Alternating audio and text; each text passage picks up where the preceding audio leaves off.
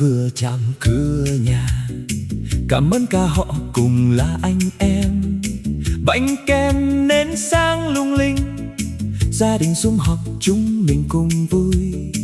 Anh em chí cốt tuyệt vời, đến chơi tay xách nách mang đủ quà. Cháu thì thịt nướng gà ta, anh em lệ mê bó hoa gió qua.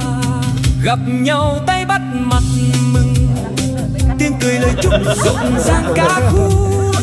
Cảm ơn tất cả mọi người, ăn chơi nhảy múa vui cười thả ga. Năm sau cứ thế phát huy, đến hẹn lại đến ta vì nhau nha. Trân trọng cảm ơn